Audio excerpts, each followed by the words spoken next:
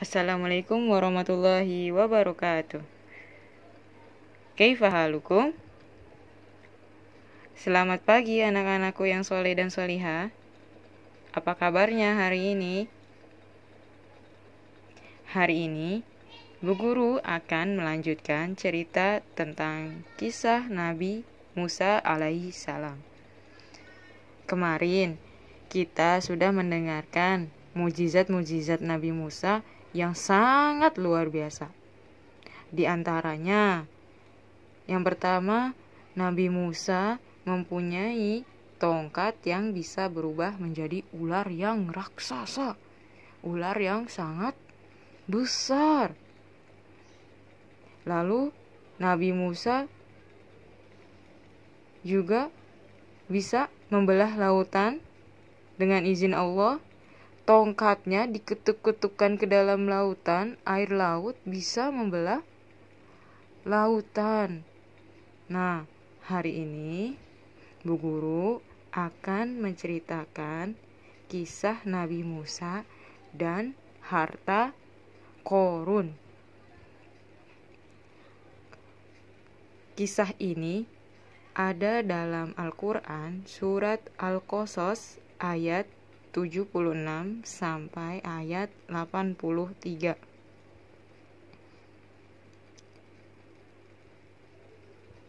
Siapa yang tahu siapa Qorun ini?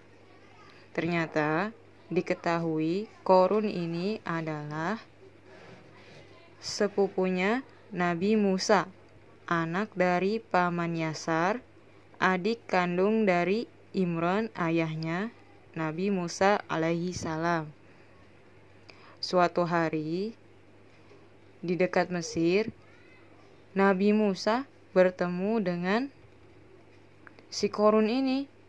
Dia dalam keadaan yang sangat miskin. Hari itu Nabi Musa menanyakan kabarnya Qorun. "Hai Qorun, bagaimana kabarmu?" Qorun mengeluh. "Aku sangat miskin, sampai tidak ada yang bisa dimakan olehku." Lalu Qorun meminta kepada Nabi Musa agar ia berdoa kepada Allah supaya Qorun ini diberi kekayaan, diberi harta. Lalu Nabi Musa pun merasa iba pada Qorun, merasa kasihan, dan akhirnya berdoa kepada Allah, meminta Allah memberi harta kecukupan kepada si Qorun ini. Akhirnya semakin lama Qorun semakin kaya. Dengan keahliannya berdagang, Qorun juga semakin kaya lagi. Namun sikapnya berubah. Ia menjadi sombong. Ia menjadi ria. Dia tidak mau sedekah. Nabi Musa pernah mengirimkan umatnya kepada Qorun agar ia mau bersedekah. Umat Nabi Musa berkata, "Qorun, sedekahkanlah hartamu sedikit kepada kami yang membutuhkannya." Qorun menjawab dengan sombong, "Enak saja minta hartaku. Aku ini susah payah mencarinya. Kalian enak saja meminta-minta. Pergi saja." Umat Nabi Musa diusir oleh Qorun. Saking kayanya, Qorun ini memiliki kunci-kunci tempat hartanya disimpan. Kunci ini bukan hanya ada satu tas atau hanya satu koper yang kita tahu, tapi ternyata kunci-kunci ini lebih banyak dari yang kita kira. Ada berat sekali tempatnya, sampai bisa dipikul dengan 10 orang yang berotot, yang berbadan besar. Saking beratnya kunci-kunci itu, saking banyaknya kunci-kunci itu. Namun si Qorun ini lupa bahwa harta itu adalah milik Allah dan akan kembali kepada Allah. Dia lupa bahwa alam semesta ini, dunia ini adalah milik Allah.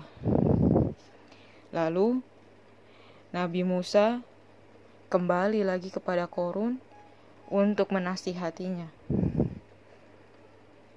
Namun Nabi Musa malah dihina-hina, diusir kembali Nabi Musa. Padahal Nabi Musa berkata bahwa harta yang kita miliki itu ada 2,5% hak orang miskin yang membutuhkan. Namun Qarun tidak mau mengerti. Setelah Nabi Musa pergi, Qarun semakin sombong akan hartanya. Ia juga merampas harta orang lain supaya kekayaannya bertambah.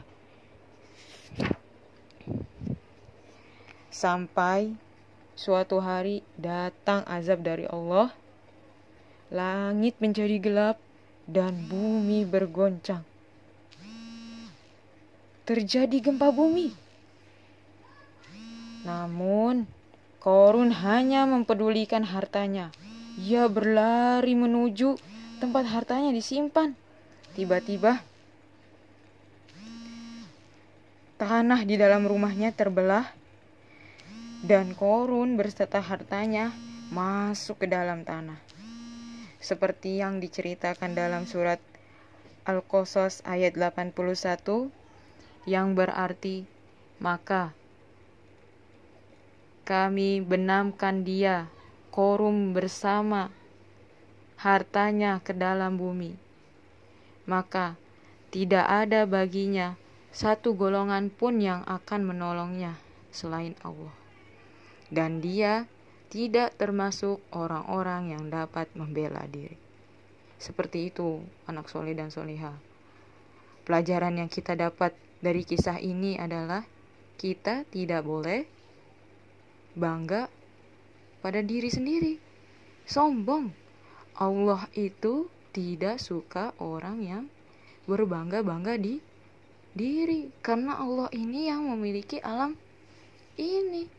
Qarun ini lupa bahwa Allah adalah yang memberikannya rizki, yang memberikannya harta kecukupan. Maka kita sebaiknya berbuat baik kepada orang lain supaya kita dapat menambah pahala kita, ya. Tidak boleh sombong, ya. Nanti seperti Qarun diazab oleh Allah. Oke, begitu cerita hari ini. Sekian dari Bu Ica. Kita akhiri dengan doa kafaratul majlis. Subhanakallahumma wa bihamdika asyhadu alla ilaha illa anta astaghfiruka wa atubu ilaih. Wassalamualaikum warahmatullahi wabarakatuh.